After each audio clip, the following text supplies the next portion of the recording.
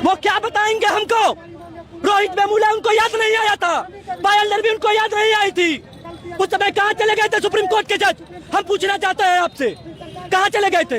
ये मनुवादी supreme court के जज है सब। पहली पीढ़ी गोली खाएगी, दूसरी पीढ़ी जल जाएगी, तीसरी पीढ़ी राज करेगी। हम तीसरी पीढ़ी के लोग राज लेने आए हैं। इन शोषकों से, इन सामंतियों से, इन ब्राह्मणवादियों मनुवादियों से अपना हकूक अधिकार छीनने। कितना कुलपति हमारे ओबीसी एससी एसटी समाज से है। हर एक डिपार्टमेंट में एचओडी को जाके देख लीजिए, नीचे से ऊपर तक 10% लोग भरे हुए हैं। आखिर हमारा सीट खाली क्यों रह रहा है? हमें हमारे साथ भेदभाव करके हमें वहाँ से भगाया जाता है। सबको शिक्षा, सबको काम, वरना होगी नींद हराम।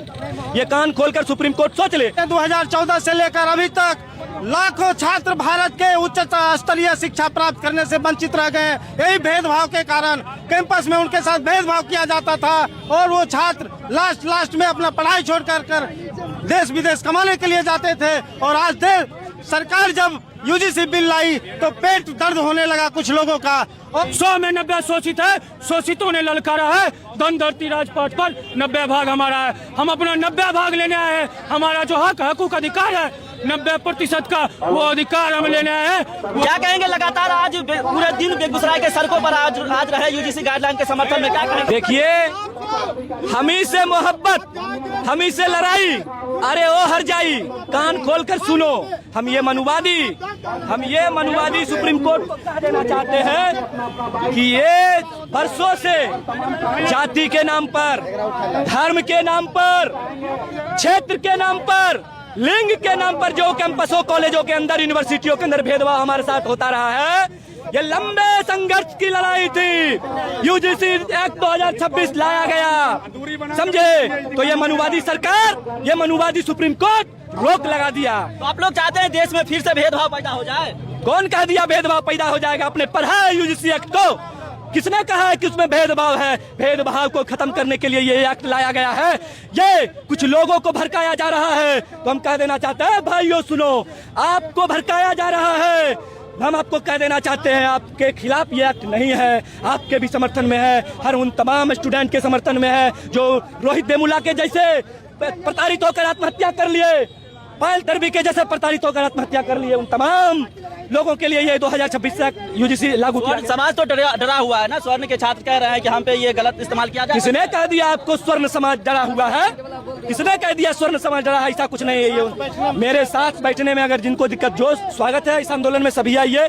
और ये यूजीसी एक्ट 2026 सभी के लिए है। आप कान खोल। यूजीसी एक्ट क्यों चाहिए आप लोगों को, ये तो बता दीजिए। रोहित वेमुला जैसे स्टूडेंट को जाति के नाम पर, लिंग के नाम पर भेदभाव इतना किया गया, प्रताड़ित किया गया, वो कॉलेज कैंपस, यूनिवर्सिटी कैंपसों के अंदर आत्महत्या कर लिए। इसीलिए ये यूजीसी एक्ट लाया गया था। कोई दूसरा रोहित वेमुला पैदा ना हो, कोई दूसरी पायल नरवी पैदा ना हो, इसीलिए लाया गया था ये। सुप्रीम कोर्ट ने तो साफ कहा है कि इससे भेदभाव पैदा हो सकता है, गलत इस्तेमाल हो सकता है। अरे भैया, कॉलेजियम से जाने वाले सुप्रीम कोर्ट, मनुवादी सुप्रीम कोर्ट के जज, वो क्या बताएंगे हमको? रोहित वेमुला उनको याद नहीं आया था, पायल नरवी उनको याद नहीं आई थी। उस समय कहाँ चले गए थे सुप्रीम कोर्ट के जज? हम पूछना चाहते हैं आपसे, कहाँ चले गए थे? ये मनुवादी सुप्रीम कोर्ट के जज है सब। लोग क्या बोलेंगे? हम इनका पोल खोल के रख देंगे। आप लोगों को सुप्रीम कोर्ट पर भरोसा नहीं है क्या? बिल्कुल भी भरोसा नहीं है। मनुवादी लोग सुप्रीम कोर्ट में बैठे हैं। आज अगर हमारे लोग वहां पर होते तो हमारे पक्ष में जरूर निर्णय होता और ये यूजीसी लागू होता। कोई उसे नहीं रोक सकता है, क्योंकि हर कॉलेज कैंपस में, हर एक विश्वविद्यालय कैंपस में आप जाकर देखिए, मनुवादियों ने कितना हमारे साथ भेदभाव किया है, हमें आत्महत्या करने पर मजबूर किया है। ये सब स्थिति को देखते हुए यूजीसी ने यह कानून लाया था कि किसी के साथ भेदभाव न हो और सब समानता कायम हो। लेकिन 10% लोग बैठे मनुवादी सुप्रीम कोर्ट में, उन्होंने हमारे पक्ष को हनन किया है, हमारे आवाज को दबाने का काम किया है और हमारे आने वाले पक्ष में बिल को बंद करने का चाहते हैं कि यहाँ पे 2 भाग में बढ़ जाए, बैकवर्ड का अलग कॉलेज हो, स्वर्णों का अलग कॉलेज। नहीं, बिल्कुल नहीं चाहते हैं। बस हम लोग इतना चाहते हैं कि हमारे साथ शोषण ना हो, समानता हो, सबको अपना अधिकार है, सबको अधिकार मिले, हमारे सीट को भी हमारे हिसाब से भरा जाए। आप जाके देख लीजिए, कितना कुलपति हमारे ओबीसी एससी एसटी समाज से है। हर एक डिपार्टमेंट में एचओडी को जाके देख लीजिए, नीचे से ऊपर तक 10% लोग भरे हुए हैं। आखिर हमारा सीट खाली क्यों रह रहा है?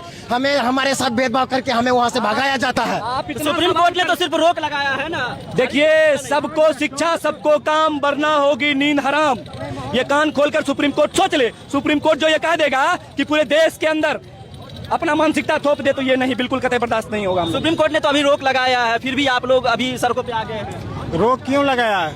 कुछ चंद लोगों के संशोधन का बात कहा गया। संशोधन, कोई संशोधन नहीं। किसके लिए खराब है ये कानून? जब जो कुछ समाज के लोग हैं और वही समाज के लोग सुप्रीम कोर्ट पे बैठे हुए हैं और वही आपस में फैसला करते हैं सरकार का कौन सा बिल सही है और कौन सा गलत है। सुप्रीम कोर्ट पे आप लोगों को भरोसा नहीं है? ये लगातार बता देना चाहते हैं 2014 से लेकर अभी तक लाखों छात्र भारत के उच्चतर स्तरीय शिक्षा प्राप्त करने से वंचित रह गए। यही भेदभाव के कारण कैंपस में उनके साथ भेदभाव किया जाता था और वो छात्र लास्ट में अपना पढ़ाई छोड़ कर देश विदेश कमाने के लिए जाते थे। और आज सरकार जब यूजीसी बिल लाई तो पेट दर्द होने लगा कुछ लोगों का और हम लोग छात्र युवा रोड पर आए हैं। यूजीसी कानून को लागू करना होगा और सुप्रीम कोर्ट को घुटना टेकना होगा, तभी हम लोग स्थिर रह पाएंगे। आप लोग चाह रहे हैं सुप्रीम कोर्ट फिर से यूजीसी लागू करे? निश्चित तौर पर लागू करना होगा। जब जगदेव बाबू की तीसरी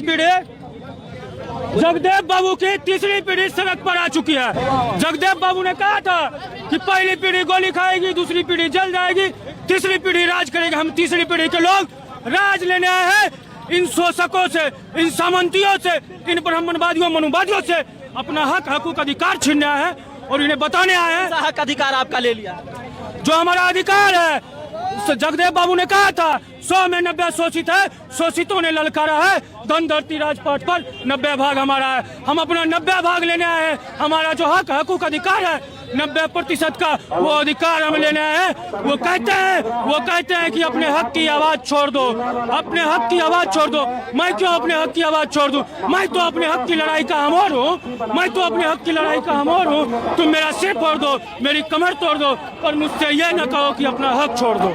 सुप्रीम कोर्ट ने कहा है कि इससे भेदभाव पैदा होगा, समाज में बंटवारा होगा, समाज फिर से बट जाएगा। सुप्रीम कोर्ट से हम पूछना चाहते हैं, क्या पूर्व के आंदोलनों में जिस तरह से इतने सारे बहुजन आंदोलनों में, क्या उसमें समाज में जब सीधी सी बात है, जब EWS आया था, क्या उस समय हम लोगों ने विरोध किया था?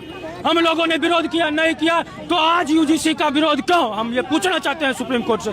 आखिरकार यूजीसी पर रोक क्यों लगाई गई जब हमने EWS का विरोध नहीं किया, जबकि यूजीसी में सर्व समाज के लोगों को निहित किया गया है। सवर्ण समाज के जो आरक्षित 10% लोग हैं, EWS जो लेते हैं, उनको भी मेंशन किया गया है। आधी आबादी जो महिला है उन्हें भी मेंशन किया गया, जबकि महिला की ना कोई जाति उसमें मेंशन की गई है ना कोई धर्म।